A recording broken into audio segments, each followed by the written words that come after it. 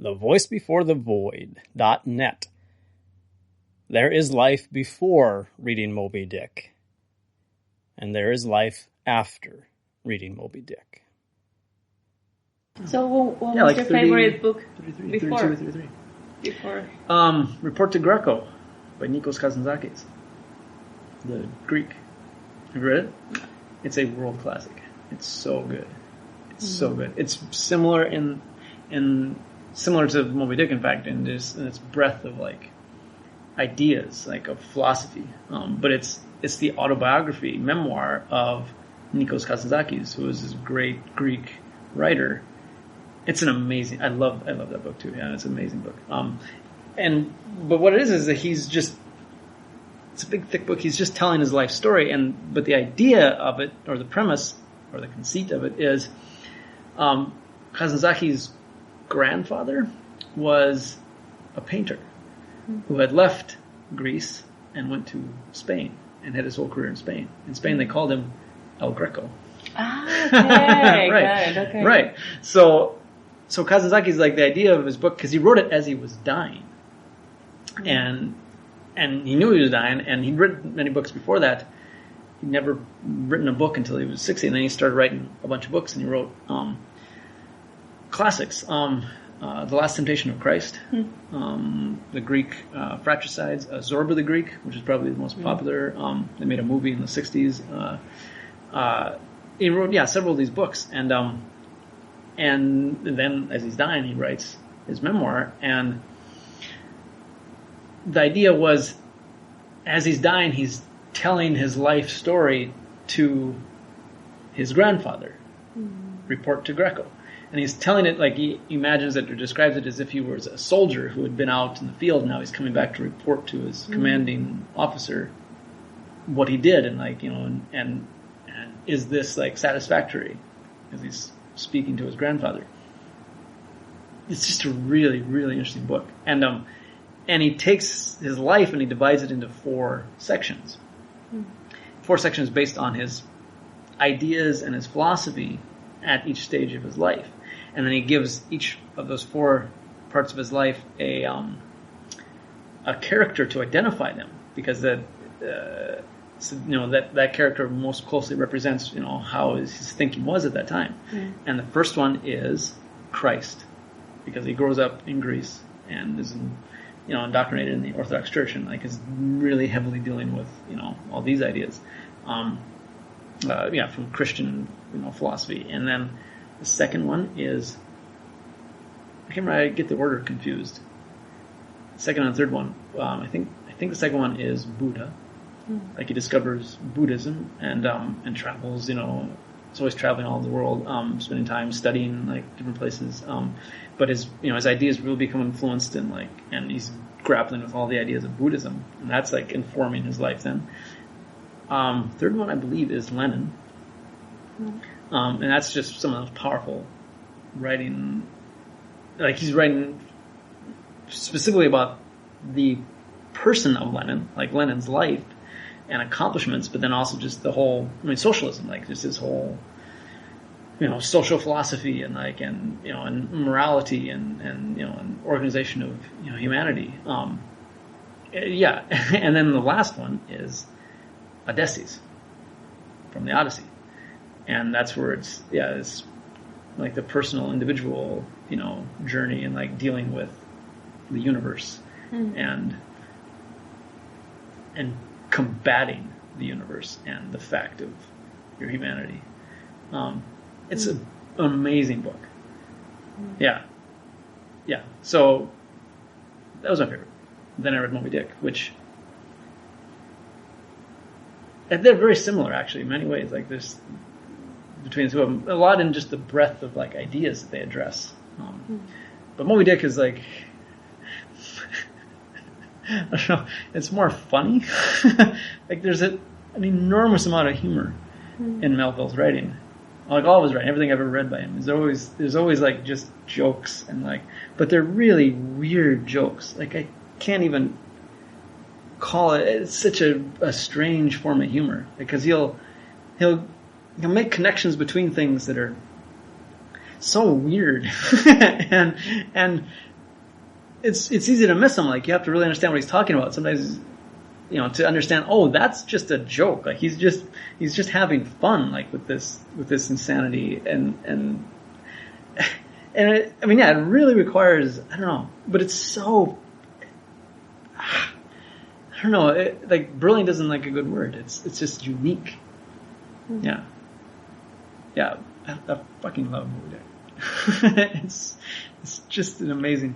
And what's great too is, how deep it is. Like, it's this big book, and it's so profound. Like, you really dig into, like, as deep into, like, human emotions and experience as you can get, as any piece of art can ever go.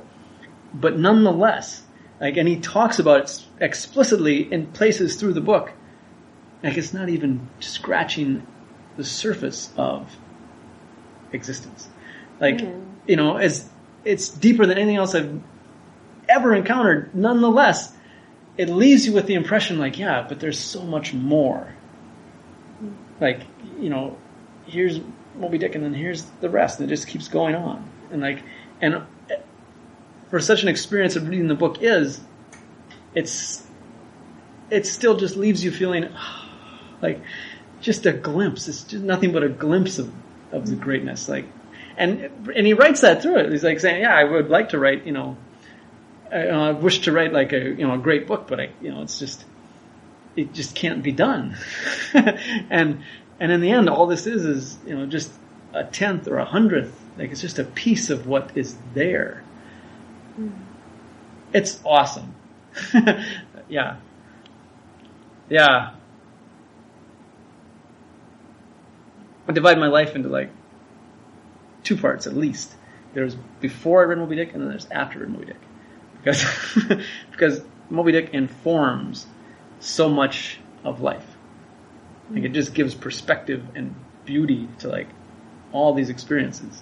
Life is richer, more interesting, more powerful, more profound after reading Moby Dick. Yeah. Wow. Yeah. That's really big to say. Yeah, I can't say enough. Like, it really is that extraordinary. Yeah. Mm. Yeah, and that's why I keep, like, reading literature. Like, keep reading poetry, because to find those things that make life just something else now, like, just bigger. They're so rare. Like, it's, because there's so much literature and stuff, and most of it just can achieve, beauty, but to achieve, like, that kind of profundity is so deeply exciting. Yeah. So yeah, there's Report to Greco, Moby Dick. How old were you when you read Report to Greco? 22. Yeah. And before that, what was your favorite book? I don't know. I don't know if I even had one. Huh? Maybe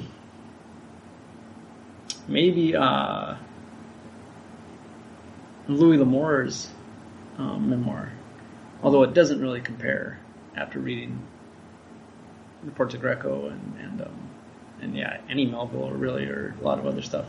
But it was more influential, I think, when I read it, because I hadn't read as much stuff. Because Louis L'Amour's whole life was just spent in search of knowledge and just reading. He just read constantly, and it makes it such an interesting book.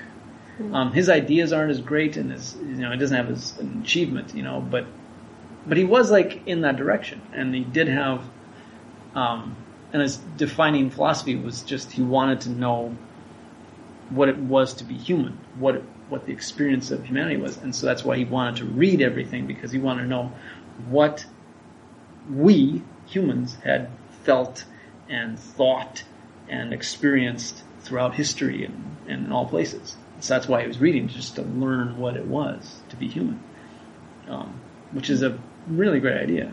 I mean, yeah. So that was probably one of my favorite, I guess. But I wouldn't have thought of it as, like, my favorite book. Maybe just most influential or most enjoyable or most inspiring. Yeah. Yeah. But here, it's probably the most famous, like, opening line in certainly in American literature and probably most of English literature. Call Me Ishmael. Some years ago, never mind how long precisely, having little or no money in my purse and nothing particular to interest me on shore, I thought I would sail about a little and see the watery part of the world. It is a way I have of driving off the spleen and regulating the circulation. Whenever I find myself growing grim about the mouth, whenever it is a damp, drizzly November in my soul, whenever I find myself involuntarily pausing before coffin warehouses and bringing up the rear of every funeral I meet, and especially whenever my hypos gets such an upper hand of me that it requires a strong moral principle to prevent me from deliberately stepping into the street and methodically knocking people's hats off, then I count it high time to get to sea as soon as I can. This is my substitute for pistol and ball. With a philosophical flourish, Cato throws himself upon his sword. I quietly take to the ship. There is nothing surprising in this. If they but knew it, almost all men in their degree, sometime or other, cherish very nearly the same feelings towards the ocean with me.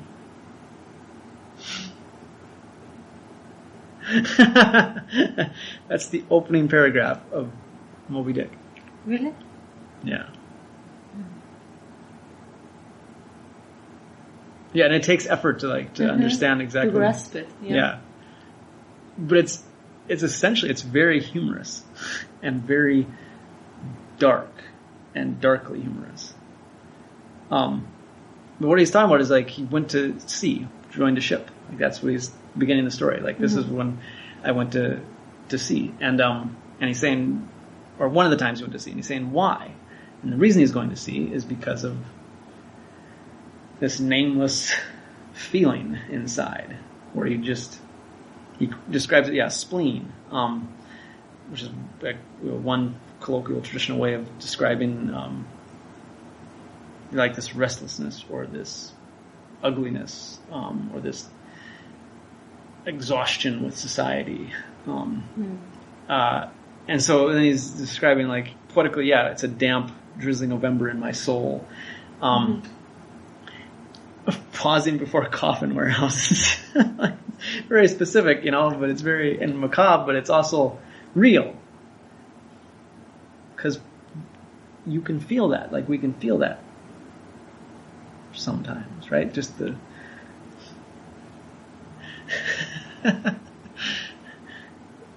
the presence of death and the hope for death, the promise of death. Because when you're dead, then you have to deal with all these feelings anymore. Yeah. Bringing up funerals, so that means funeral passes and you just follow behind the funeral. And saying specifically going to the street and knocking people's hats off, but just being, just tired of everything in society and becoming antisocial and violent. So then he said, well, when that happens, then I know that I have to go to sea. And then he says, and the reason I go to sea is so I don't kill myself. Because this is my substitute for pistol and ball, that was the old time pistols. The ball is the ammunition, before bullets. Yeah. So it can't get any darker than that right away. That's the first paragraph. And nonetheless, it's written with humor. Some years ago, never mind how long precisely. It's already he's playfully telling the story. And then he's accessing mythology and there's a lot of biblical references throughout. Cato, I don't even know the specific story. Is that from Greek mythology? Is that from Roman mythology? But anyway, he's referencing some story of a guy killing himself, throw yourself on the sword, that's suicide. Usually soldiers, battlefields. So he's saying, with a philosophical flourish, he uses philosophy, the word philosophy, throughout it, and it usually means thinking or darkness, when he uses the word, and access to something beyond just living. He'll say philosophy. It's interesting. There could be, and there probably are whole academic scholarly studies about his uses of certain words in this book and the meanings that he conveys with them. Because it's really there's so much, like every line just carries this weight to it, and it's a big book. Yeah, and then the final line of the paragraph. There's nothing surprising in this. And he says, yeah, everybody does this. Like, this is common experience. All men, at some point, even if they don't realize it, they've felt the same thing. That's the first paragraph. Yeah. Oh God, it's just an amazing book. I'm trying to think. There's almost every passage in here I just love. I did collect a bunch of them.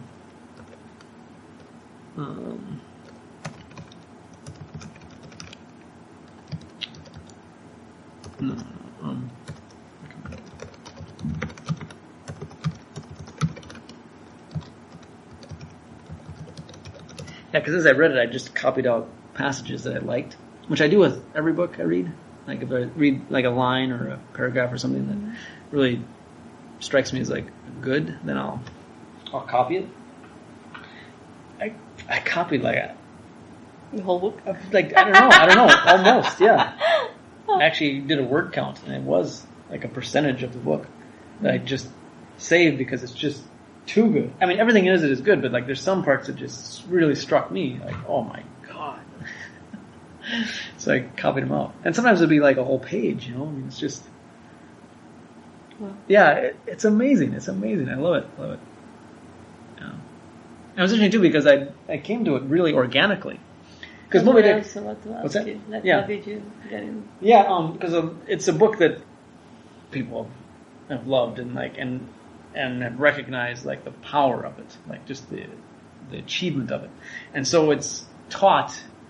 I mean, there's been tons of stuff written about it, and it's taught in every American English class. In high school, like places like just here's a piece of Moby Dick, just to expose like to Moby Dick.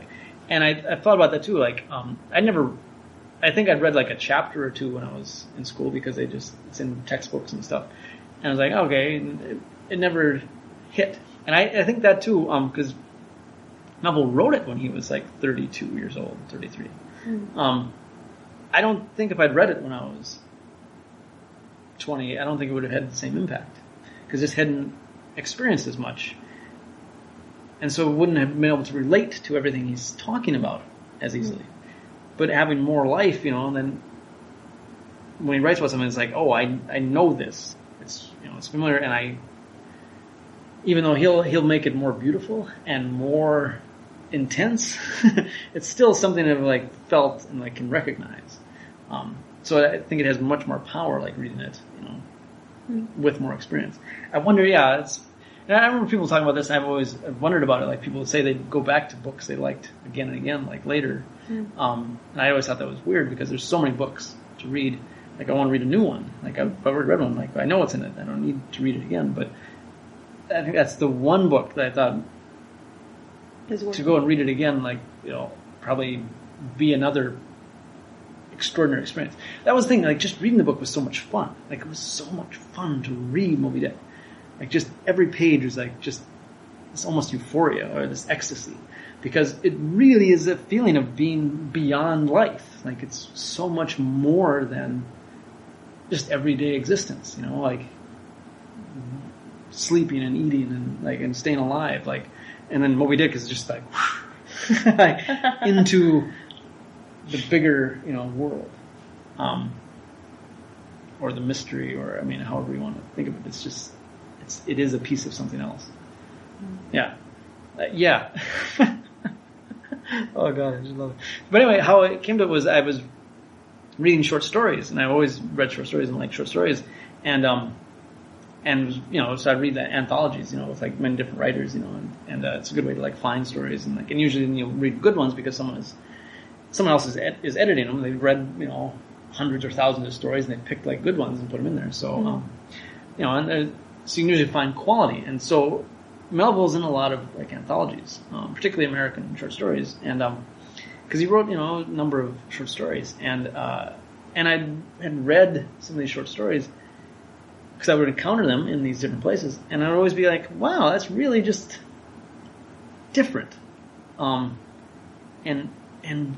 attractive and weird and interesting and fun, and like he just has such a strong voice, and not just a voice, but then a perspective or a desire, like an access to something profound. And so I like The Fiddler I'd read, and which is one, I think it's in this one classic American book, like 50 Great American Short Stories, I think, which was published in like the 1930s or whatever, and it's still like in print because it's just there is a collection of really great short stories. And so The Fiddler's in it, and we're reading that when I was in high school, and just thinking I'm just remembering it forever, because it's just a unique story. And then when I was in Mongolia, I was reading like different short stories again. And I and My Chimney, which is a really long short story, and I read that. And it's one of Melville's stories, and it's just one of the funniest things I'd ever read. But not funny like in like Mark Twain is funny, or Robert Benchley or Patrick Manus, who I really like, another writer. There's a lot of like humor writers, who can be really funny to read, like laugh out loud, funny. I and My Chimney was funny, but it wasn't like any of those. Like it was this just stranger humor. Like yeah. So I loved it. And it wasn't just funny though, but it was also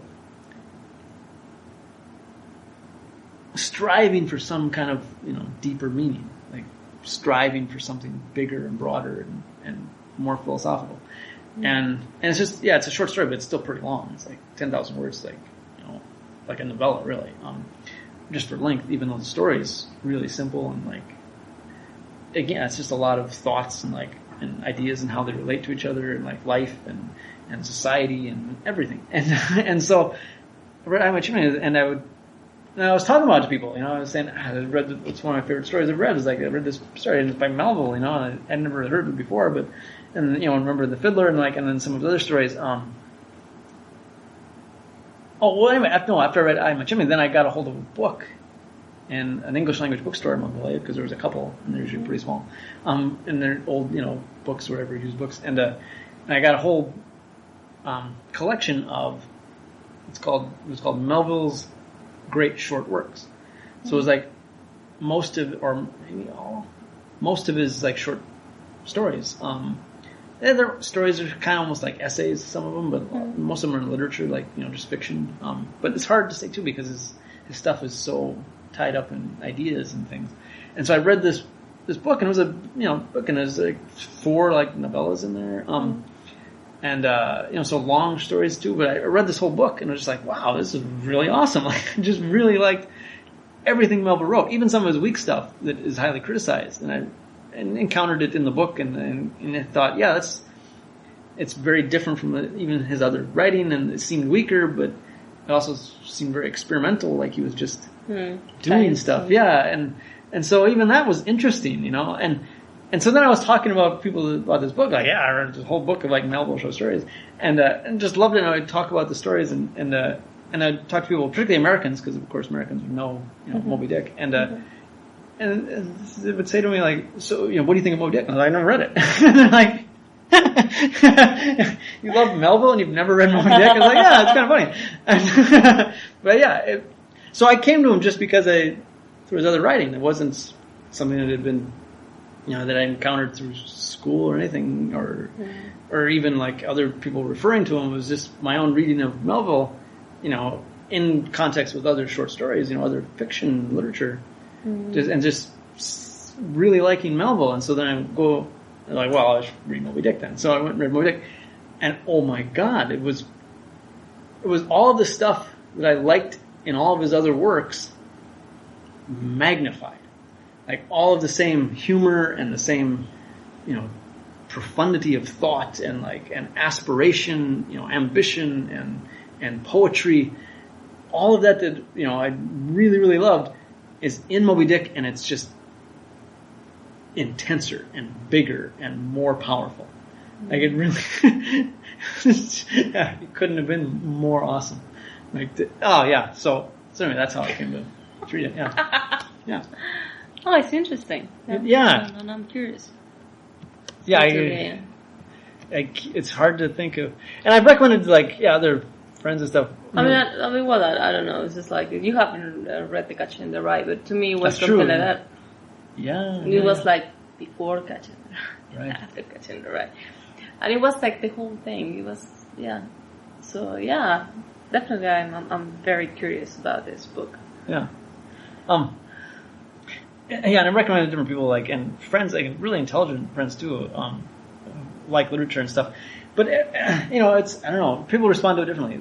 Of course, there's been a lot of people over the years who really, really love the book, because then that's how it's acquired its reputation, because people read it and go, holy shit, and will write about it and talk about it, and so that's where, it definitely has a measurable impact on many, many people.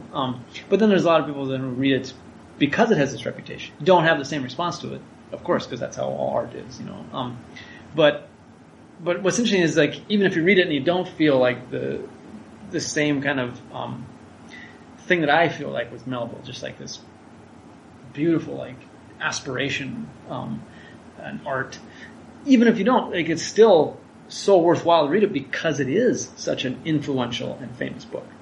It's just like education, just being familiar with it makes you more knowledgeable. Mm-hmm. Yeah. So there's really no loss to spend time. No, with Moby of Dick. course not. Yeah. I feel that book is not a waste of time. Oh yeah, never. But particularly with this one, because it is so impactful. Of all of American literature, this one is premier. In world literature, this is one of the primary books. So of anything else you can read, every book can provide, something. This one is going to provide so much more just because it's affected so many people and will continue to. Yeah, so that's why it's even, it's just, even if you don't like it, it's still just, it's great. Yeah, I'm sure reading, Don Quixote, I think, is another book that people will talk about like this. I haven't read that, but I'm interested to it because people say it has the depth to it. Of course, War and Peace, which I've read different things about that. I've read other Tolstoy, of course, and like him.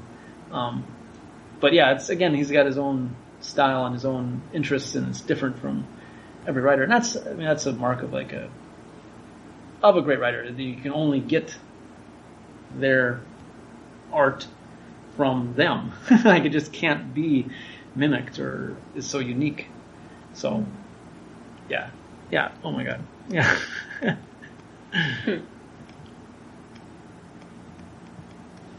How it is that to his name who yesterday departed for the other world, we prefix so significant and infidel a word, and yet do not thus entitle him, if he but embarks for the remotest Indies of this living earth. Why the life insurance companies pay death forfeitures upon immortals? In what eternal unstirring paralysis and deadly hopeless trance yet lies antique Adam, who died 60 round centuries ago? How it is that we still refuse to be comforted for those who we nevertheless maintain are dwelling in unspeakable bliss? Why all the living so strive to hush all the dead? Wherefore but the rumor of a knocking in a tomb will terrify a whole city. All these things are not without their meanings.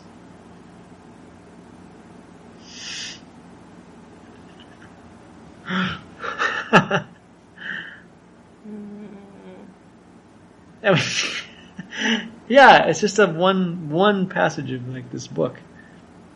But yeah, talking about the relationship of the dead to the living. And it's still he puts in the humor, why the life insurance companies. Yeah. We still refuse to be comforted for those we nevertheless maintain our dwelling in unspeakable bliss. Yeah. If you truly believe that they are in paradise, then how? Yeah. Hush all it.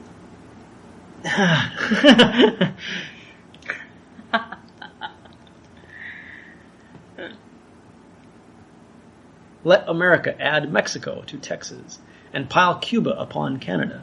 Let the English overswarm all India, and hang out their blazing banner from the sun. 2/3 of this terraqueous globe are the Nantucketers, for the sea is his. He owns it, as emperors own empires, other seamen having but a right of way through it. Merchant ships are but extension bridges, armed ones but floating forts. Even pirates and privateers, though following the sea as highwaymen the road, they but plunder other ships, other fragments of the land like themselves, without seeking to draw their living from the bottomless deep itself. The Nantucketer, he alone resides and riots on the sea. There is his home. There lies his business, which a Noah's flood would not interrupt, though it overwhelmed all the millions in China. He lives on the sea. Nantucket, that's in Boston, right? It's in New England. New England. It's an island. Nantucket. It's an island in Massachusetts. Oh, okay. Yeah, Massachusetts. And it was the center of the American whaling industry. Oh. So what he's talking about there is the Nantucketer, like the whaling industry, go all over the globe, all over the ocean, which is the globe. And wherever they go, they are owners of the sea. Because, and he describes all the other ships that go through there, merchant ships are extension bridges. Like, they're not part of the sea, they're part of land to land. Like, all they do is moving goods. Mm-hmm. Armed ships, military ships, they're just forts. They're not part of the sea, they're just military power, just floating. And then pirates, so yeah, they live on the sea like highwaymen live on the road, but they're not taking their living from the sea, they're taking it from other ships, which are fragments of land. They're just other pieces of land life. Mm-hmm. But the Nantucketer, like the whale fisher, is actually part of the ocean. He takes his life out of the ocean. Mm-hmm. And everyone else, all these other ones, just pass through his ocean.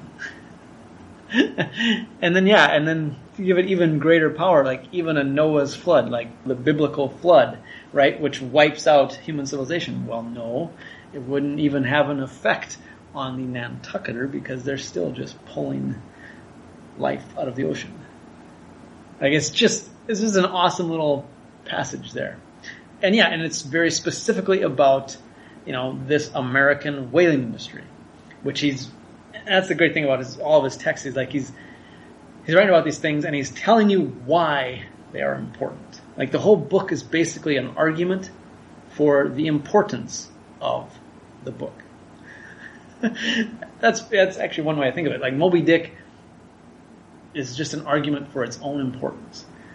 That you read the whole thing and Melville's constantly telling you, this book matters because I want it to matter. I'm telling you it matters. This is why it matters. Here's why it matters. And the argument, it gets to you, like, because it's like, yes, like, what he says over and over again, and like, in all these different reasons, and tying like this part of life to this part of life, and this part of human history to this part of human history, and your own emotions to all of society, and your own fears of death, and every other thing that every human has ever done because of the fear of death. Like, he just makes all the connections together until you go, yes, like, this book is important. Because there's nothing else like it. There's nothing else that does that, to draw everything together and make it all seem important. And so that's just another part of what he's doing. He's like, I'm going to write this. A great book needs to have a great subject. So I'm going to write about fishing the whale. Which, it's just a job. Like, this whole thing, like, it was a very short period, it was a short period in time. Even when he was writing the book, it was already, like, you could foresee the end, like, it wasn't going to go on. Mm-hmm. There's going to be other things that were going to replace whale fishing. Mm-hmm. So it's just a little thing, and it wasn't like a glorious thing. It wasn't like fighting wars, like great conflict. It wasn't, building great monuments. It wasn't, setting up a great scientific achievement or great political achievement, or it wasn't any of that. It's just a fucking job. And it was like basically hunting, butchers. Like, and that's, it's like the lowest of low in most societies, like so many societies. Traditionally, the lowest caste is the people who had to butcher the animals. Like they're always the bottom society. Like you're dealing with blood and viscera and yeah, you're feeding everyone, but there's no social status. There's no prestige, it's the lowest of the jobs. And here, they're not only just butchering them because they actually cut up, all the whales and everything, but they're even going out and hunting them. Like it's just a fucking job. But he writes about it saying, no, this is awesome. Here's why it's awesome. And it's with passages like that where he's saying, yeah, like you might think it's just a dumb fisherman, but no. He owns the ocean. Like it's so great. Yeah. That's the whole book. This is why this is important. Yeah, to think about death is crazy. Like if you just sit around and think about, you're just gonna fucking die, Like you can't do that. Like it's nuts. Like it's not interesting. It's boring. Oh, but here's why it's not boring. And he tells you. And he does it poetically. And like, oh, this is actually far more interesting than everything else you're going to do today. Everything else you're going to do in your life. These few thoughts about death are more interesting. And then they are. It's just amazing, this book. Though refusing from conscientious scruples to bear arms against land invaders, yet himself had illimitably invaded the Atlantic and Pacific, and though a sworn foe to human bloodshed, yet had he in his straight-bodied coat spilled tons upon tons of Leviathan gore. How now, in the contemplative evening of his days, the pious Bildad reconciled these things in the reminiscence, I do not know. But it did not seem to concern him much, and very probably he had long since come to the sage and sensible conclusion that a man's religion is one thing, and this practical world quite another. This world pays dividends. So what he was talking about there is, he's still talking about the Nantucket whale fishery. Mm-hmm. The Nantucket whale fishery was dominated by Quakers. Quakers are it's a religious sect or group. And so the Quakers, they usually call themselves, I think the name of the religious institution is like Society of Friends. Mm-hmm. Quakers is like a name that like outsiders gave to them. And I think it's the idea that they quake at the power of God. To shake, to like really be affected, So the Society of Friends, they were concentrated in New England and particularly in Nantucket. So there's many things about them that are unique or distinctive from like other religions. One of them is extreme pacifism. Quakers will not fight in wars because that's what Christ would do. Like they're Christian and they take the literal like Christian teachings like from Christ, Sermon on the Mount, like love your neighbor, like pure pacifism. And they're not a big group, but they're a recognizable group because they've been in the United States for a long time and they've had an impact on somewhat on philosophy and religion and politics, but particularly like art, particularly Moby Dick, because he's talking about these Quaker whale fishers, and they have my great respect just because my personal opinion is you cannot be Christian and be a soldier. It's too much of a contradiction. And Ambrose Bierce wrote about it. They got a great little short poem about it, but in his writings about the Civil War as well, because Ambrose Bierce, of course, fought in the Civil War, and it comes up many times how can people who say they're Christians go and murder each other on massive scales? It's impossible. You can't reconcile the two. And so any group like that has my respect because the Quakers, the Jehovah's Witnesses, Pennsylvania Dutch, any group that refuses to serve in an army, because they get persecuted for it. They suffer politically. They're called traitors and accused of treason and called criminals because they won't go and serve in the army. They won't defend the country. Mm-hmm. But the reason they do it is philosophically, like pacifism. How can you do it? How can you go and murder people? Like you don't. It's a choice. You don't have to. Mm-hmm. Like yeah, the government can put you in jail. Yeah, the government can execute you, but you still don't have to go and murder people. And so the Quakers are famously pacifist. But then they were whale fishers, and so that that whole section is yeah, like these men who refuse to ever like go and hurt another human, just slaughtered whales, and he addresses it. You know, he talks about it like through these passages, which again are very poetic. You know, how could these men do that? How could they reconcile that? It seems a moral dilemma. Like, yeah, of course I'm not going to murder humans, but I'll murder whales, and he comes to the conclusion, he says, how could they reconcile this? Mm-hmm. I do not know. Because it's difficult or impossible. How can you reconcile it? But then he sums it up. But it didn't seem to bother the guy, and he probably come to the sensible conclusion that religion is one thing, but the world's another, and you have to live in the world. Mm-hmm.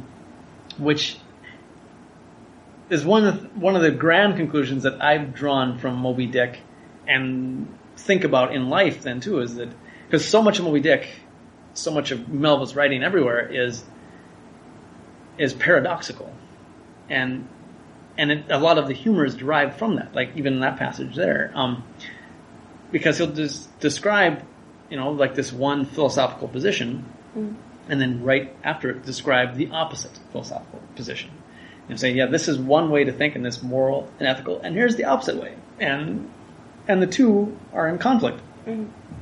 And then he'll just sum it up with, oh well. I don't know. Right. And which is profound in itself.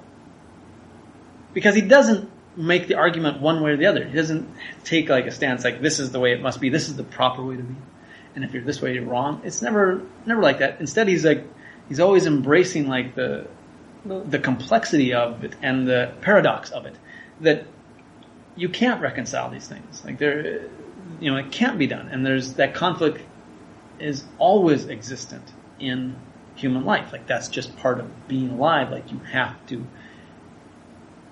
deal with and just accept the paradox of all these different things. And so that's one thing I know it affected me, and it comes directly from Moby Dick. Like life is paradox.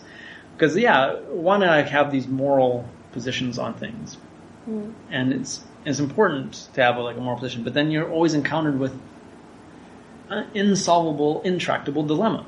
A moral problem that you just can't fit into it. It's like, well, what can you do? Like, your choice comes down to since it can't be accepted, I have to kill myself, or I'll just go on living and live with the paradox. And that's really, again, it comes from Moby Dick, and it's just if you're going to be alive, you're going to have to live with paradox. Mm-hmm. So I'll say it frequently, life is paradox. You just can't reconcile it. Or you can, and it gets more and more difficult. And that's what's interesting too, because he's writing here, it's all American culture and religion and society and ideas and ethics and behavior. Because I do like to think of the Hinduism and and Buddhism and many, many millions of people who are vegetarian and vegan and will not harm an animal because it is morally unjustifiable. Because you can't ever say, I have more right to be alive than this animal does. Mm-hmm. How can you say that? You can't say it logically. You have to use sophistry and delude yourself and deny logic and reason to say it. Mm-hmm. Because if you do just accept, a really hard logical look at it, every mosquito has just as much right to be alive as every virus has just as much right to be alive as you do. Mm-hmm. Yeah, it's not real. You can just say like that. And then it's supported by your selfish existence. Yes, exactly. Basically. Yeah. So it's you can't. You can't. However, you can see different perspectives because yes, I mean, as a Buddhist, you cannot kill, but then you see at Mother Nature, and they kill each other all the time. As you said, it's a predator world. Yeah. Right. So it's like if it's a Buddhist world, then nobody will kill each other. I'm talking about all the species and striving to survive and everything. So inevitably, I mean, it's a predator world. Actually, the whole thing is, it's. I mean, you can see the birds and everything, but then you didn't see that behind the tree there's a fucking cat trying to eat the bird. Like that. When you see like Mother Nature like that, it's just like, just see, you see how it's beautiful.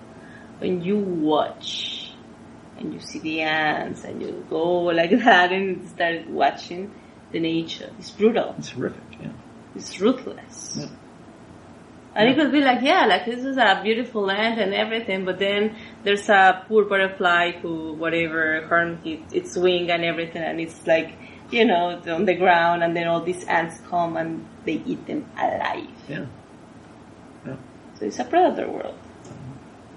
And that is the thing, but you're here for some reason. Otherwise, yeah, you can leave. There's always the checkout. That's the thing, yeah. And right.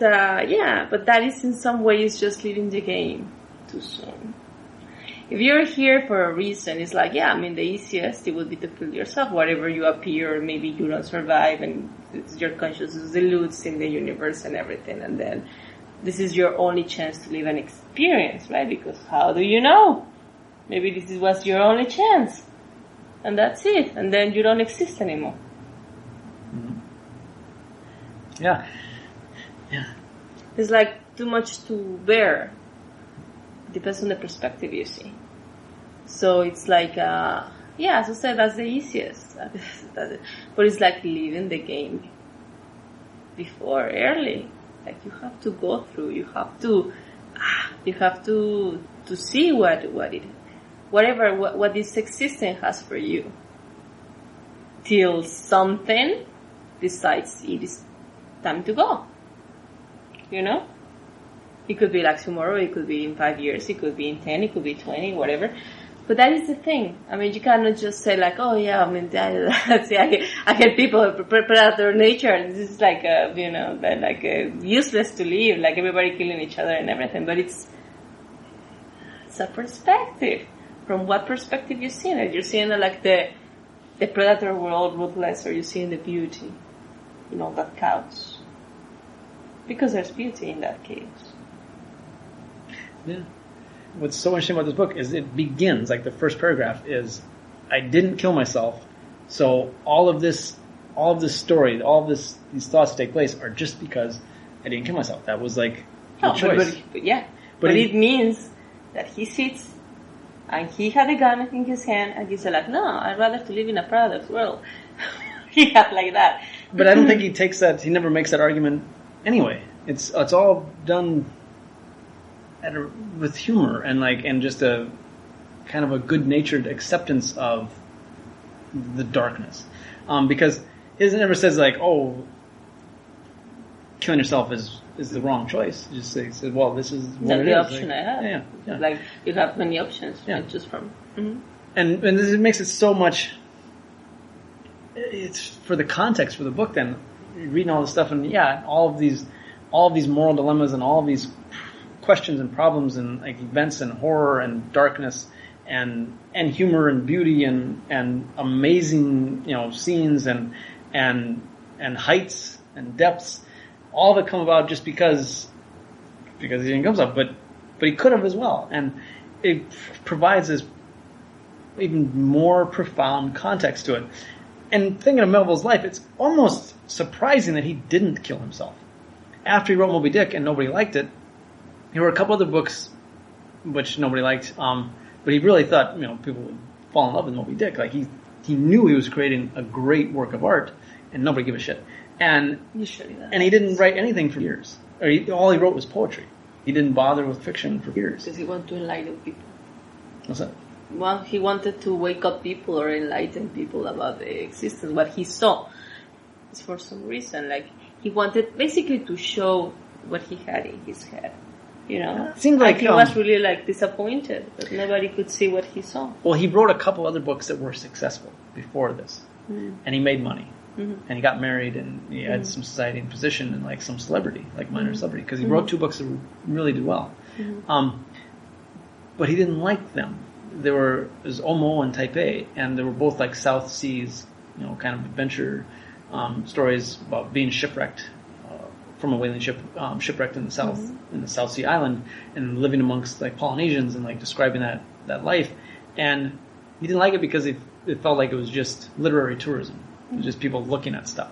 And he didn't think it had any depth. And so and then of course Shakespeare influencing him, and he wanted to write something then that was real art and really was talking about something rather than just, things. Like, but actually this is him. Like, this is like all his points of view and everything of life. And he wanted to share with everybody, like what you've read is basically that. It's like all this, his thinking and everything. And people didn't understood. It's like musicians. They write a beautiful piece and they think it's beautiful, this is so beautiful to me.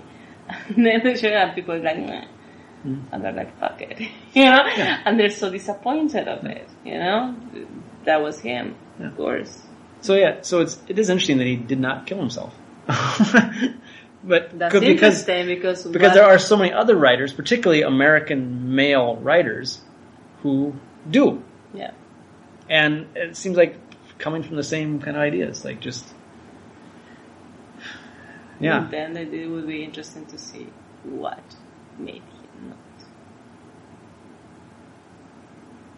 Yeah, it might have been the power of his mind to accept the horror. The paradox and everything. It's just like you have to endure it. It is such an interesting book. Yeah. Oh my god. I mean, oh my god, you have the whole book there? I have no. Well, that's the thing. It is. It is a whole book. It's like, I don't know, like 20 pages at least. It is, yeah, but it's still just a fraction. But it's a lot, yeah.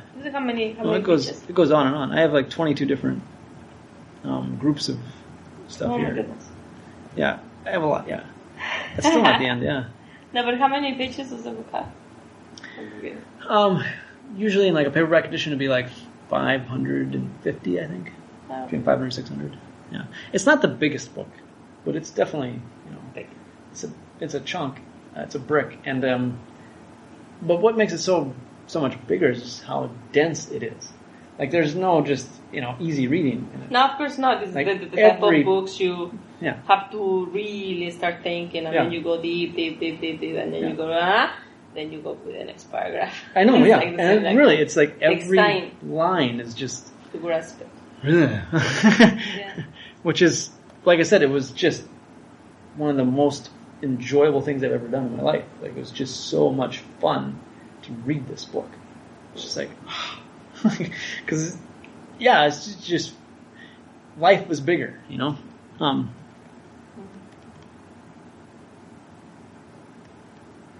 In long Indian file, as when herons take wing, the white birds were now all flying towards Ahab's boat, and when within a few yards began fluttering over the water there, wheeling round and round, with joyous expectant cries.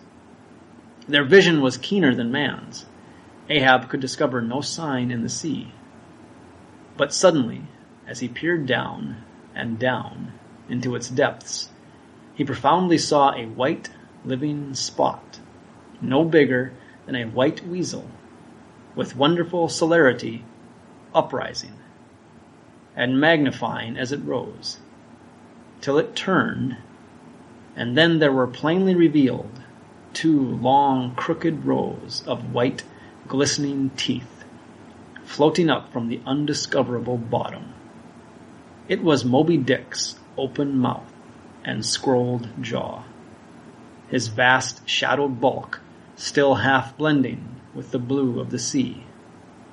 The glistening mouth yawned beneath the boat like an open-doored marble tomb. Yeah, it's really poetic. Yeah, that's at the end of the book. That is the end of the book? No, that's not the end. That's at the end. Okay. No, there's a lot more still, yeah. But no, that's at the end where they're finally hunting Moby Dick. Because you go through most of the book and, you never see the whale. Like, it's just, he's this thing that they're searching for. But, finally, why do they want to find this whale? Oh, God. Oh, my God. Oh, my God. That's the whole book, yeah. The story is very simple. Ahab is the captain of this whaling ship, and he's got one leg, and his other leg is a peg leg, and it's actually made from the jawbone of a whale. You know, rather than wood, it's like actually a bone of a whale. But anyway, that's just his leg, and the reason he has one leg is because a whale bit it off, and that whale was Moby Dick, and Ahab is hunting Moby Dick to kill it because it took his leg. Okay, that is the book. That one little sentence. But that's not at all what the book is. Like, it's just because, yeah, he's hunting the whale because it took his leg, but that's not why he's hunting the whale. And he's not hunting the whale. And Ahab is more than that. Mm-hmm. Like, and that's in the book. Like, it's passage after passage, page after page, like specifically addressing that and the huge like symbolism. No, basically what you told me is a telegram of the book. Yeah, right. Yeah, basically. Yeah. She's like the blunt description. Yeah, I mean, but it's not even, the thing is it's practically too blunt to be accurate because, like, yes, the whale took his leg and yes, he's hunting the whale, but it's not like that's really not the reason. As Ahab like talks about it in dialogue and soliloquies like throughout the book is soliloquies. That's from drama, or like, soliloquia. Oh, you talk to yourself. Well, no, it's a word used in drama, like in theater, where in a play like you just have one character on stage talking to the audience. Like that's called a soliloquy. It's common in Shakespeare, you know, like Hamlet, you know, Macbeth. They all have like great soliloquies. You know, it's great plays, great roles in the plays. So it's a dramatic term, but you know, but in this book too, like it'll just be like Ahab thinking to himself, which functions kind of the same way. But he's also in conversation with the other characters, and the other characters are all interesting too. They're kind of like symbols of philosophies or whole sections of society, you know. And it's great too. Because, I mean, the whole book is symbolic, and there's so much symbolism, just rich. But also, you can read it without that. You can read it just as a story, but it's, you know, just taking the characters as they are because they are fully fleshed out, you know, characters. But even then, it's hard not to even just sense like a deeper meaning to everything. And it's great too because again, like just Melville's humor. There's one section of the book where he's talking about like the whale and the ship hunting the whale and saying, but don't ever think this is symbolic. And it's like how, you know, boring would that? I mean, you know, where he actually says it. And it's pure humor because the whole thing, like, it's obvious, like, it's all symbolism, but then he just says, no, don't ever think this is symbolic. That would be just awful. Like, it's just, you can't help but love it. And, but anyway, so Ahab, like, in some key phrases, I mean, there are key passages in all of American literature. Like, they're just so profound and influential and iconic, where he's talking about hunting Moby Dick, but he's not hunting the whale. He's fighting the universe. Well, that's it. Yeah, it's that because here he is, he's a man and he's alive and he knows he's alive and the universe is against him. Took something from him. What? Well, yeah, it took his leg, it took part of his But would that leg mean something? But also it's just that the universe is there and it doesn't care about him and it will destroy him. You will die. The universe will win. But he's gonna fight it. Okay. And he's gonna have his victory, however mean it might be. Even if the victory will destroy him, he's going to do this. That is who Ahab is. And he's also talking, you know, parts where he talks about the mystery of it. Because there's something in the universe and that you can sense and you know is there, and it seems like a malignancy, like something that does want to just crush you, like destroy you. but it's also something unknowable. Like you just cannot grasp it or see it or comprehend it. And he wants it. He wants to access it. He wants to get beyond like the limitation of being human. And he wants to destroy it. Like, even if, I mean, yeah. It's Moby Dick. I mean, there's just pages and pages of, like, Ahab fighting the universe. And the universe for him is symbolized in this fucking whale. And he's going to kill this whale. and so anyway, he's insane. Like, that's really presented. Melville, like, writes it that Ahab is not thinking and functioning like a normal person. He has other characters on the ship who are. Mm-hmm. Like the great one, Starbuck, is part of the foil of Ahab, because Starbuck is just a decent Nantucketer fisherman, and he's got a wife and he's got kids, and this is a business. We go out and we take whales and we take them back home with the oil, and we sell the oil, and that's how we provide food for our wife and children. He's mm-hmm. Starbuck. He's an American businessman. That's what he does. That's why he's there. Mm-hmm. And Ahab is insane. and Ahab is out there to kill this one whale. And so there's great dialogue, there, Starbuck, and he's saying, and I think even soliloquies to himself as well. Yeah, there's definitely soliloquies of Starbuck. You can't hunt a whale. A whale is an animal. It doesn't care about you. Mm-hmm. The animal is just brute. It's just living its life. It's mm-hmm. just eating its food and like swimming around the world, and like it's just doing what it does. Mm-hmm. It's not trying to kill you. It doesn't. Personal. It does. Yeah, exactly. Mm-hmm. It's not personal. It doesn't care about you. Mm-hmm. So to go and hunt the whale is insanity. There's nothing there to hunt. Like you can't kill it because it doesn't.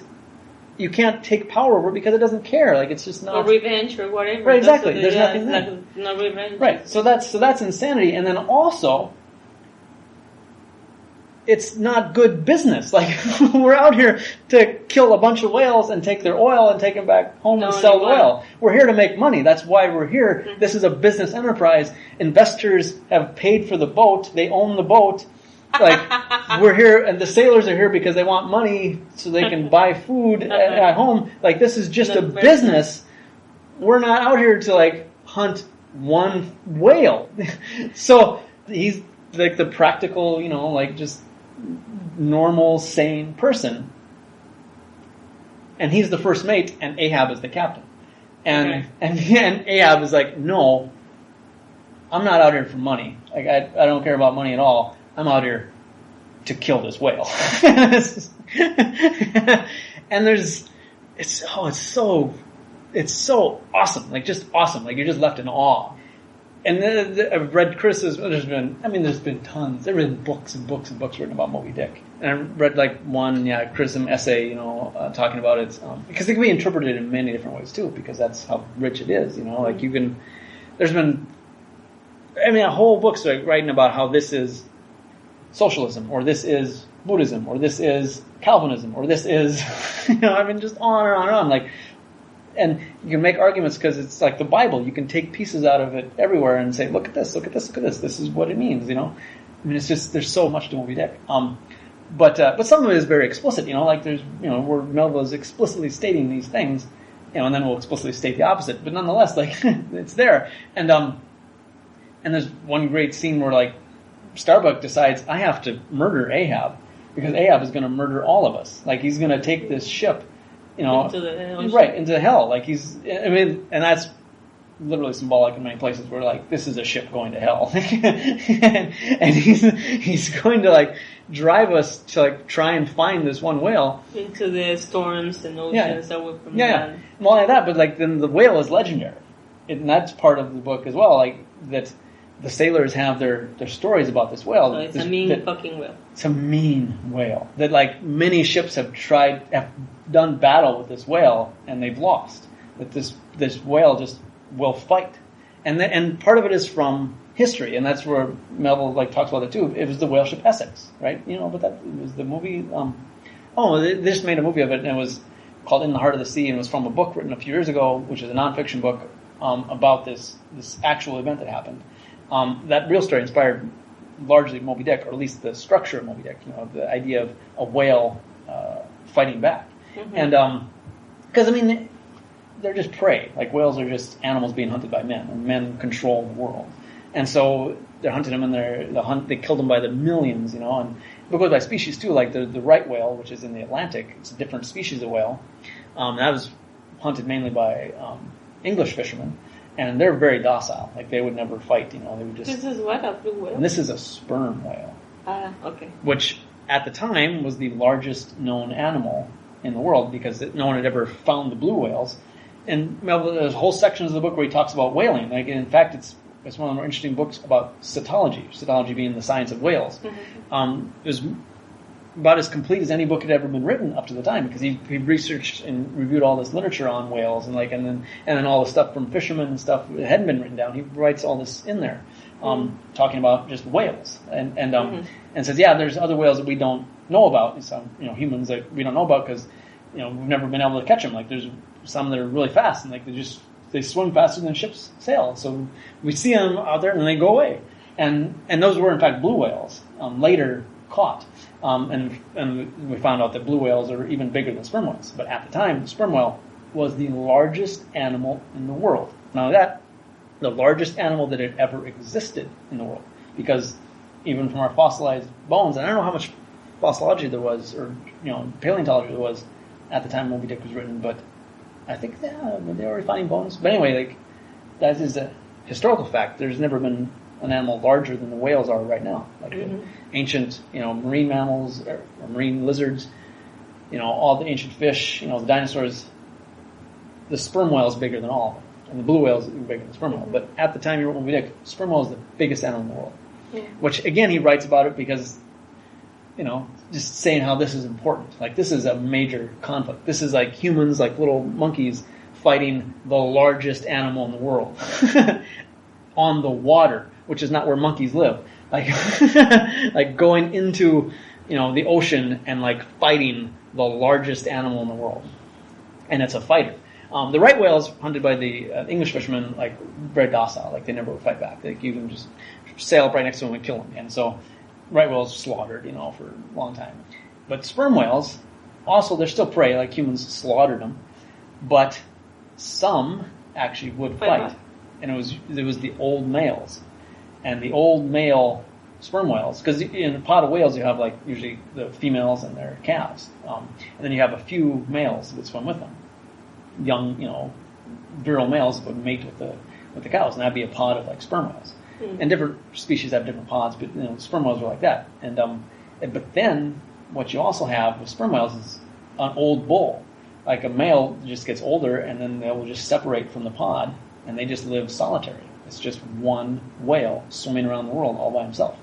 And we don't know if they, at that time certainly, I don't know if even today, if they know how much they interact with the pods, if they do or not. It seems like they just, they probably know more. They probably track them and stuff now, but they live, at least for the majority, probably all their later lives just alone. And they're the biggest. The bulls, like, are bigger than the cows, and the older they get, the bigger they are. So the biggest animals are these old male sperm whales. And they swim alone. And these are like prizes for the fishers because, one old bull whale can yield barrels and barrels of sperm oil, or spermaceti is what they're hunting. And, more than like even getting into a pod of like other smaller animals, if they just get one big, bull whale, like they really score it. And so, they want to hunt them. And Moby Dick is this legendary old bull whale, and all these other ships had like tried to kill him, and nobody had ever taken him. And so, like the descriptions, of him, like he's got harpoons like sticking out of his back because people have thrown harpoons at him, and he's just like fought them off. And so, he's almost like a superstition or a legend, like the Moby Dick, like Moby Dick, like the mean like whale. The actual history of it was the whale ship Essex, which was a Nantucket whale ship that was sunk by a whale that it was hunting. It's from what? Yeah, and it was in the Pacific Ocean, and they had boats out like to try and fish this whale, and the boats will go out and they have a harpooner, with a big metal harpoon with a rope tied to it, and they throw the harpoon into the whale because the boats can go faster than the ship, and they use rowing oars, to like swim alongside the side of the whale.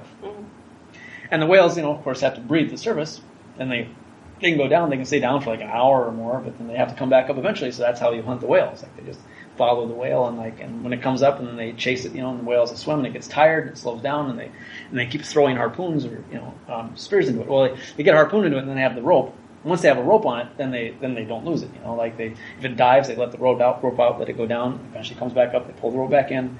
They stay with the whale, and it might take hours, to kill a big whale, but then they just stay with it with the harpoon and the rope in it.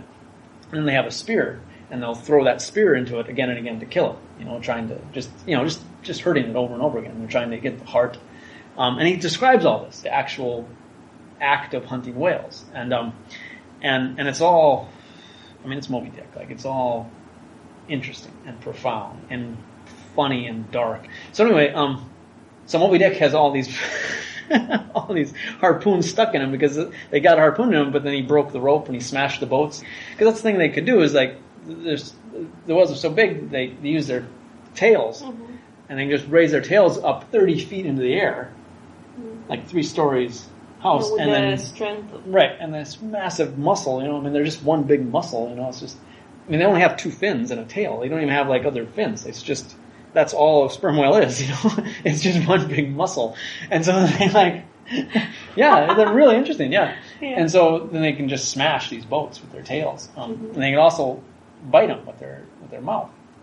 Because they have a jaw. They can get, like the big ones can fit, boats into their mouths.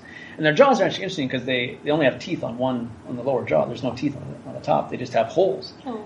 Well, no, so these teeth are big and they fit into the holes in the top jaw, so they can close their mouth entirely. But they just have these big teeth on the bottom jaw, and it fits into these holes. It's kind of a weird, structure. But anyway, so and he talks about that Melville too. Like he's dangerous at both ends, like his tail and his mouth. So that's the idea. It's like Moby Dick has like fought off all these other ships. Well, anyway, the whale ship Essex. They had boats out and they're like trying to kill this whale, this big bull whale. I don't think it was a solitary one. I think it was actually with a pod, and I think that was part of it. That it was like protecting the pod, and stuff. But anyway, the whale turns on the ship because usually they just run away when there's prey. They run, but this one big whale then turned on the ship and swam directly for the ship, and it crashed its head into the ship, and it smashed the ship, and the ship sunk. And all of these sailors then were stuck in boats in the middle of the Pacific Ocean, and the whale swam away. And so that's the story of the whale ship Essex. That's the beginning of it. It was just this one big whale sunk the ship. Then these guys were stuck at sea for like 100 or 200 days. They were at sea for months, and that was the real story because many of them died, and they actually ate each other to like stay alive. And so there's been several books that were published right after it happened, because they finally got to like New Zealand or Australia or somewhere, some island. They eventually got back to the United States, and there was a question. It might have even been the British when they found them. I don't know. Like put them on trial to like see if there was a crimes had been committed, because many of them had died and they'd been eaten, and they determined that no, there was no crime because it was just pure survival because they'd been on the ocean for months. It was like killing somebody, or just like I think no, to death. And people eat them. I don't remember actually. I think they had people who died, but they might have I think they might have drawn straws at some point, Yeah, I think so. I haven't read the books, but see, anyway, they got back to Nantucket, and many of them kept fishing, later. But the captain of the ship was heralded as being like particularly successful in that he kept that many people alive for that long, because really they should have all just died. But he even kept the boat or the boats like moving towards like where they could find rescue. So they really, like I said, the captain was remarkable in the story of the whale ship Essex because they should have all just died. But anyway, after it happened, then they got back. Then there was, and so it was a famous incident.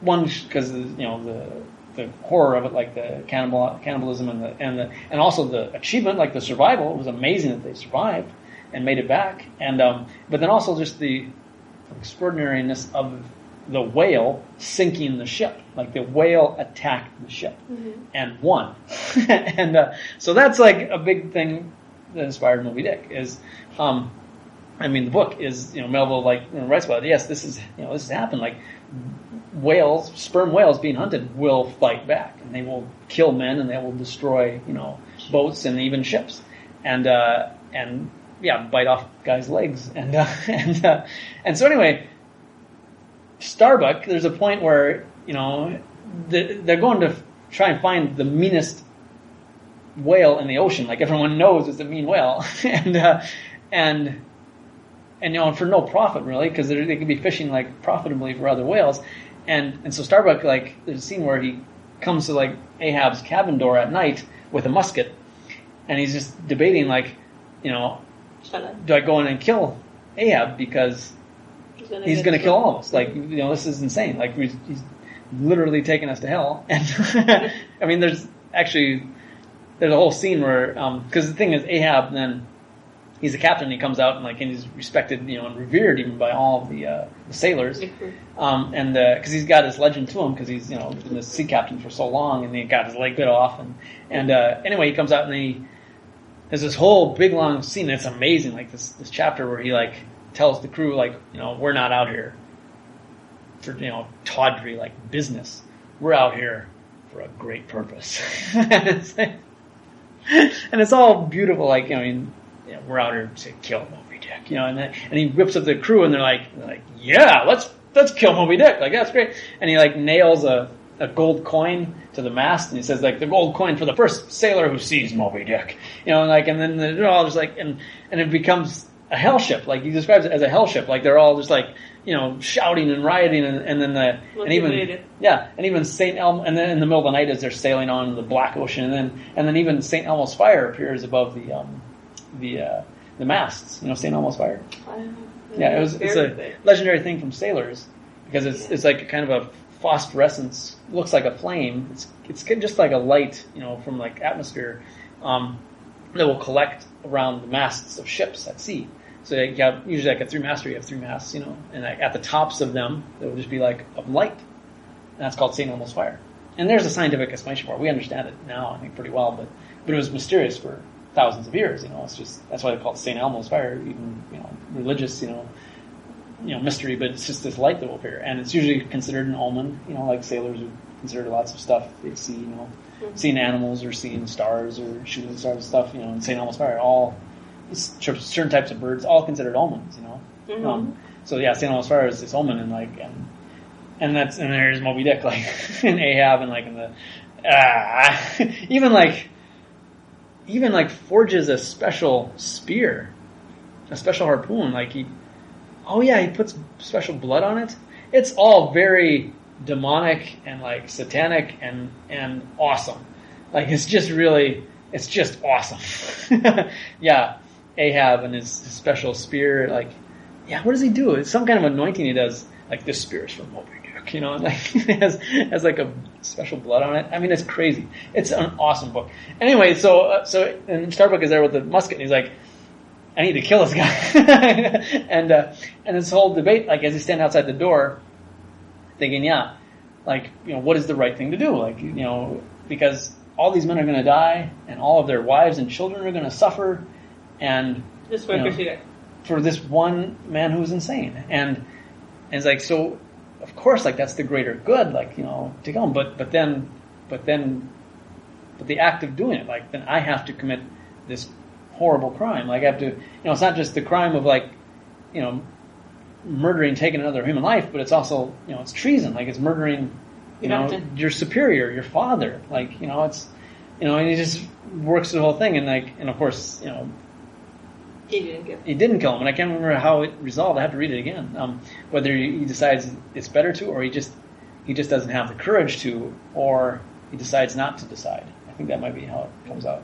Yeah, I have to read it again. Again, it's Melville. It's just Moby Dick. Yeah.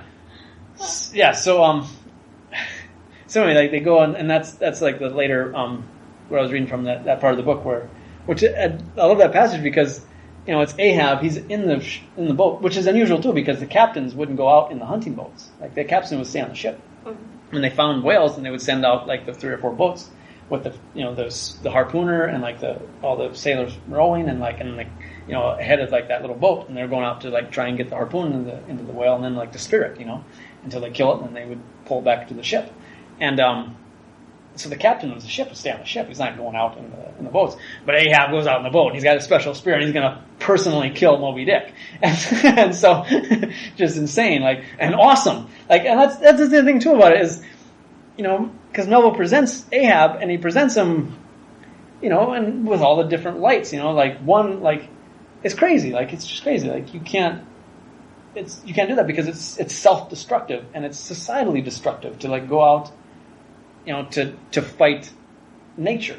You can't win. There's nothing, But then also, he's presented as he's awesome because he doesn't care about the bullshit of life. He's out to fight nature. He's doing something that's bigger than humanity. It's achieving this beauty or this sublimity, this spirituality or religiosity or just something bigger. And it's awesome. He's just a greater man and a greater soul and it's all of that is there. Back and forth, life's paradox. And so anyway, that one passage then was, Ahab in the boat and looks down because he sees the birds flying above him. It's why are the birds flying above him? Because the birds can see and sense further than humans can. And he looks into the water and just sees, deep in the water, just a white speck. And it gets bigger and bigger. He says, that's the mouth of Moby Dick. And Moby Dick comes up, and the boat that Ahab is in, it's awesome. It's so awesome. Yeah. It's Moby Dick. There's nothing like it. Yeah. Yeah. Yeah, and just, literally it's awesome like a whale coming out of the ocean, but then also symbolically it's just, again, it's so everything. It's all of life. Whether owing to the almost omniscient lookouts at the mastheads of the whale ships, now penetrating even through Bering's Straits and into the remotest secret drawers and lockers of the world, and the 1,000 harpoons and lances darted along all continental coasts. The moot point is whether Leviathan can long endure so wide a chase and so remorseless a havoc, whether he must not at last be exterminated from the waters, and the last whale, like the last man, smoke his last pipe, and then himself evaporate in the final puff. Comparing the humped herds of whales with the humped herds of buffalo, which, not 40 years ago, overspread by tens of thousands the prairies of Illinois and Missouri, and shook their iron manes, and scowled with their thunder-clotted brows upon the sites of populous river capitals, where now the polite broker sells you land at $1 an inch.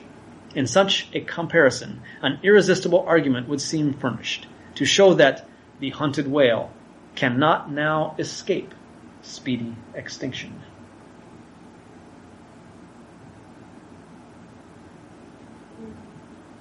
What he's writing about there is specifically the fact that the whale fishery is so large and so vast that the whales are going to be gone. They're going to hunt them to extinction. There'll be no more whales. And then he compares it to the buffalo, which roamed all over North America, and they were hunted to nothing. They were gone. I mean, they're still there, but they're not wild. There's no wild buffaloes anymore. And he says, it was only 40 years ago that they were there, and they were hunted to gone.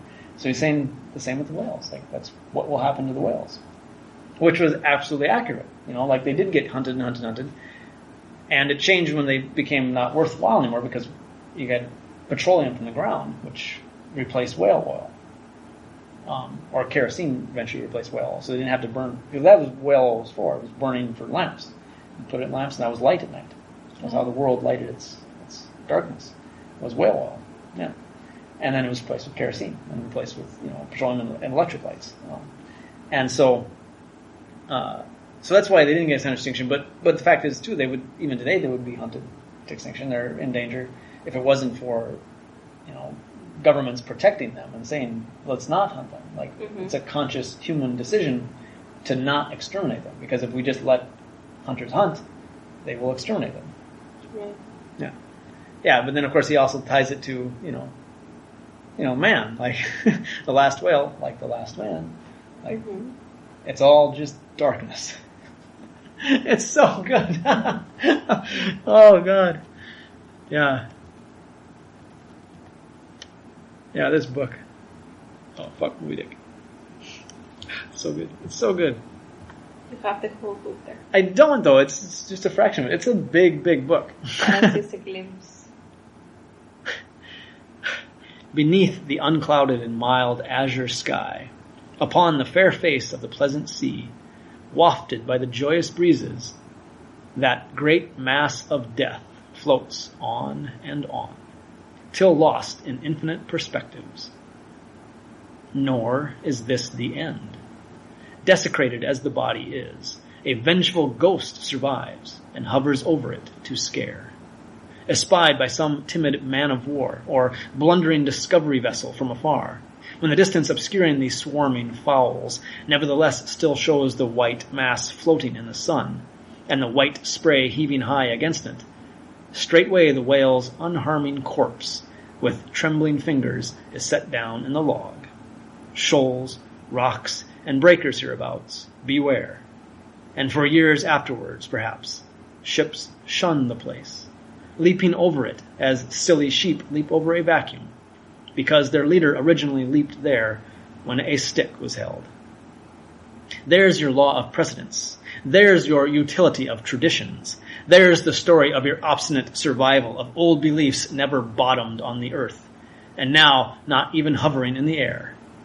There's orthodoxy.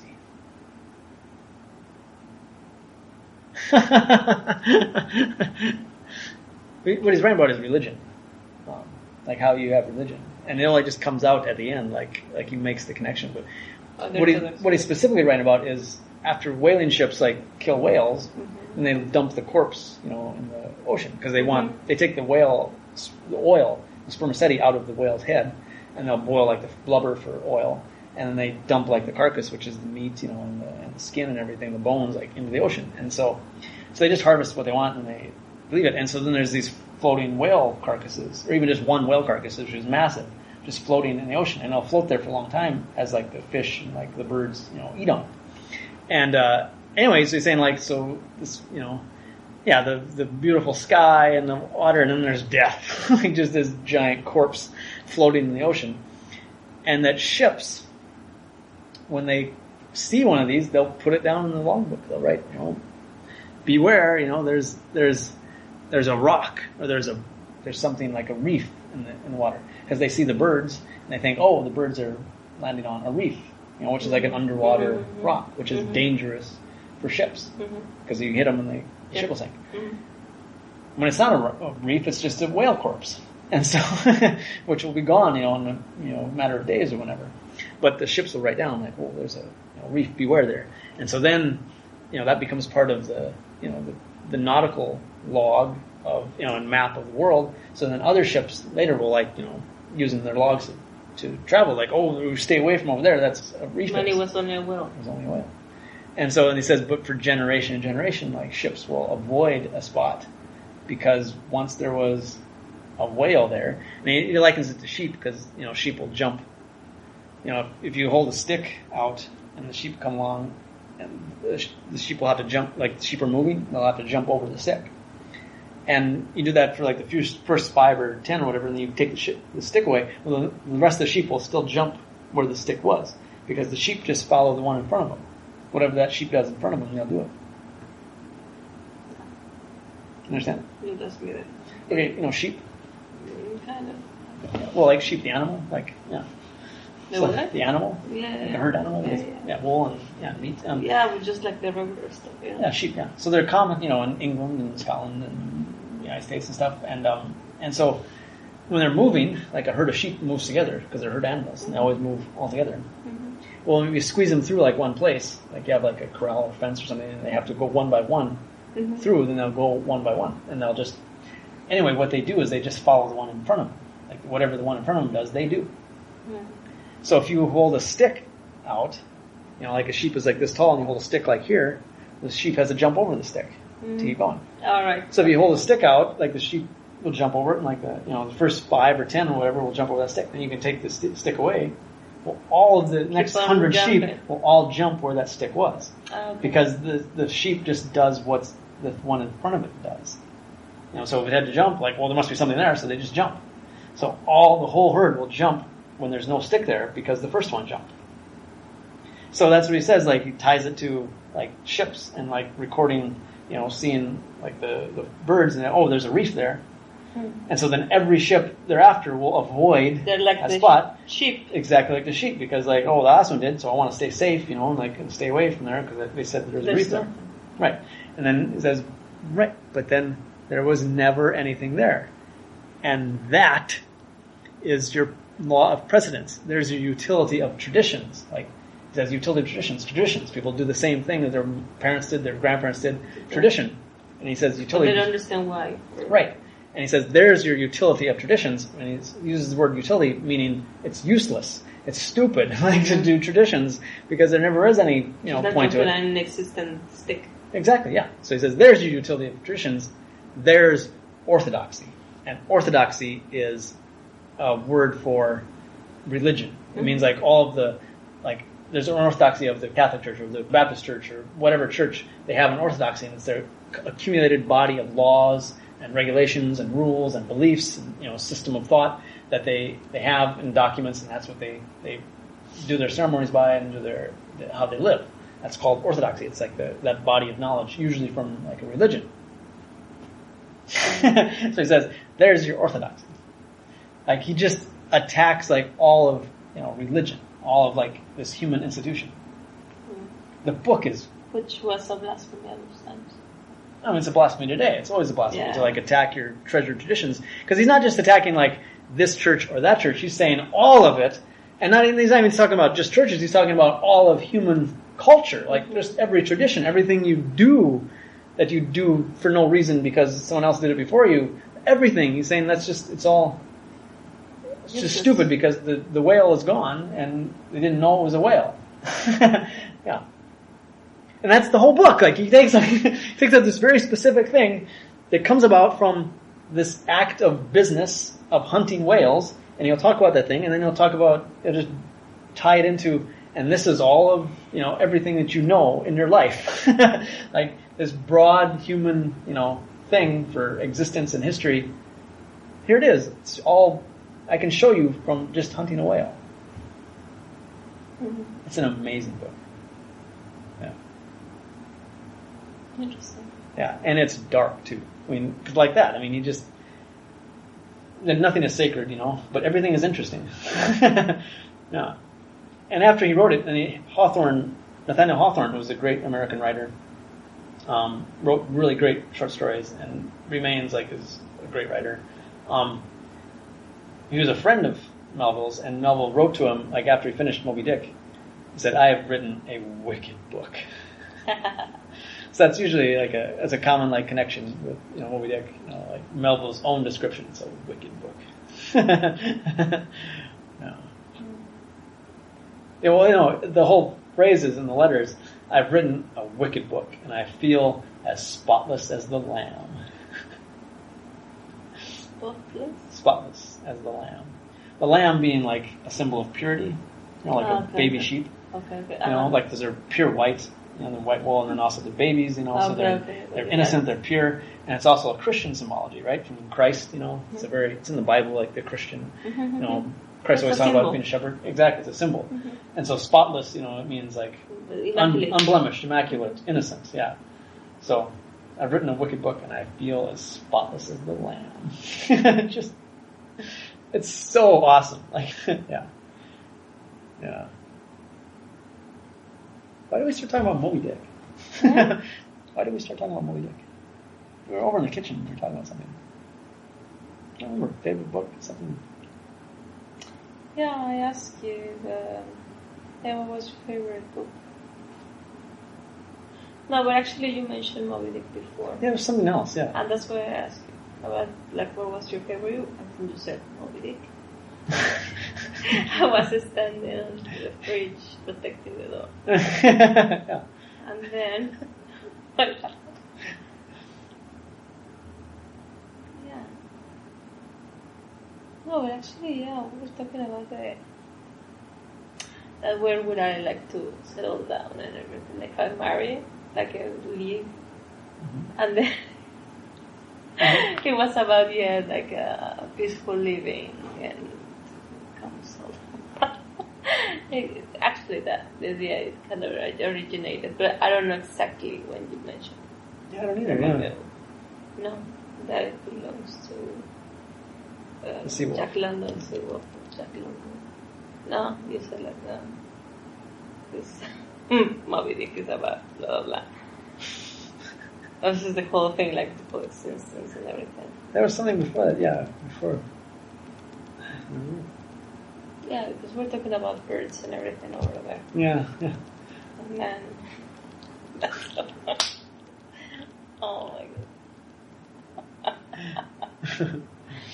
Yeah, Melissa. Suicide? That's really dark. Suicide. I'm trying Yeah, to- we talked about the Norway and Sweden about suicide. Yeah. Yeah. That was earlier. What was it the cut? I don't know. Maybe because something like about suicide and about what it was. Oh. Can always talk about Moby Dick. So good. Yeah.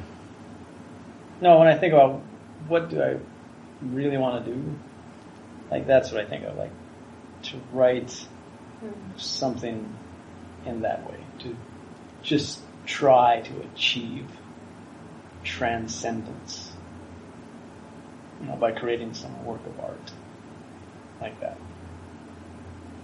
That's the only thing that seems worthwhile.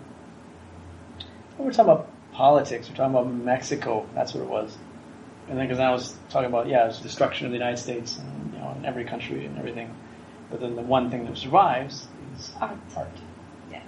And Moby Dick, of all the stuff from the United States, that's one thing that's preeminent. Actually become immortal with art.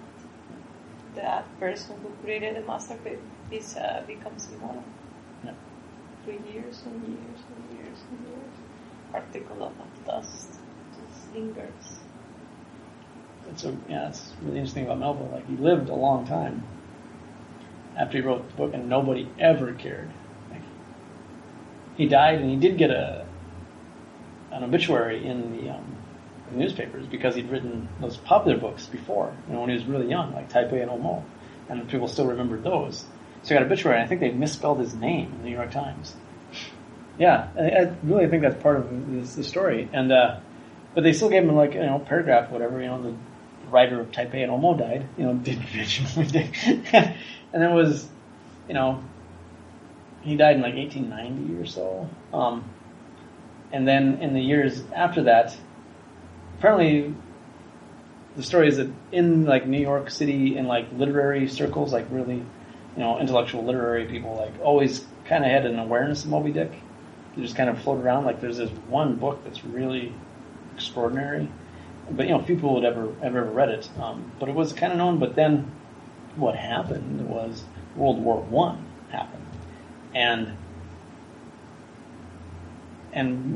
everything changed in human or Western culture, because all the ideas that they'd had before that, which were very optimistic and progressive and faithful and even religious, were all destroyed. Everything died. Everything was machine gunned in the trenches in France. Everything. And so you had a whole new dark understanding of existence. And so philosophies and art and everything became very dark and pessimistic and sad, and all the post-war painting and literature and poetry and stuff. T.S. It was Eliot. like wound, a huge wound. Exactly, yeah. Like The Wasteland, Eliot's poem, it was just so impactful on Western culture. That's when Moby Dick became celebrated, because it was kind of known, and then when you have this whole change of culture, and then here's this book from 70 years ago that nobody had ever read, but had kind of a literary life, and then people started writing about it, influential critics and academics, and writers writing essays and articles saying that of all the stuff I've read, Moby Dick is the most relevant to what we understand of life now, because after being through the First World War, here's this book that just is not afraid of the darkness, that really addresses the darkness of existence. And so then it just got this whole life. Then people started reading and talking about Moby Dick, and it just totally related to their new understanding of the world. And it became this foundational book of American literature. Influenced all of the... It's not all the writers write whatever they have to, and people are not prepared to understand them, or they're not ready to grasp it. Yeah.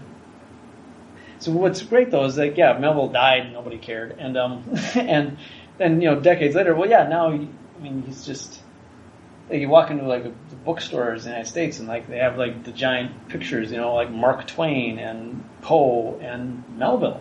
He's there where he belongs. This is just unlike anything. I will read that one very soon. There actually is a passage from Moby Dick that I singled out because it's Lovecraftian. Really? Yeah, just everything is in that book.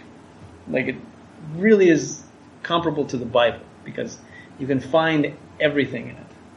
Everything you've ever experienced or will experience, there's something in that book that you can tie it to. So, yeah.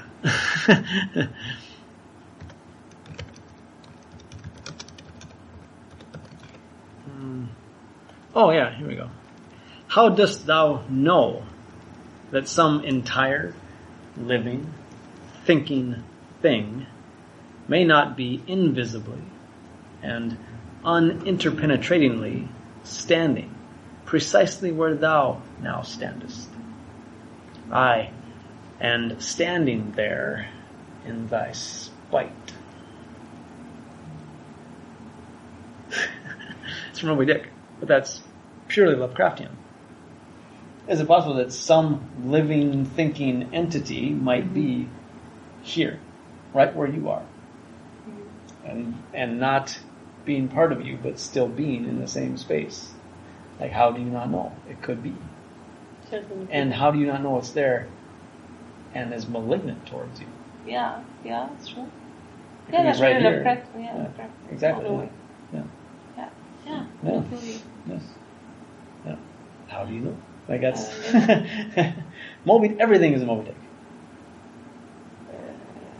Cosmic. Yeah. The whole thing, because it speaks about many things. Yeah. Yeah, there's great scenes because, as they're whaling, the ship is sailing, they meet other ships, and they have what they call a what's the word? It's this famous word, a talk, but it's this naval word, or no, this fishing word, a gam. They have a gam, which is a particular word. It's used all through Moby Dick, because when two whaling ships will meet, they'll come together and they'll have a gam. They'll just talk and exchange information. And so as they have ships sailing, through the oceans, looking for Moby Dick, meet other ships. And so those are every one of those, there's several of them that they meet, and every one of those is an interesting scene, or they're meeting another And they're looking for Moby Dick too? No, just Ahab is. just But Ahab. the other ships are fishing. They're Okay. fishing. They're killing whales. All right. And so, meet and they'll talk. And it's always interesting because like the interaction, like he meets an English ship at one point, and meets another ship that had like this other ship that's been taken over by a crazy man who thinks he's a prophet, and so all of the sailors then become afraid of him because he made a couple of like predictions and they came true, and now they think he's like magical and he's like tied to God, and so the captain, the officers have lost control of the ship because all of the men have more faith in this crazy man than they do in the officers.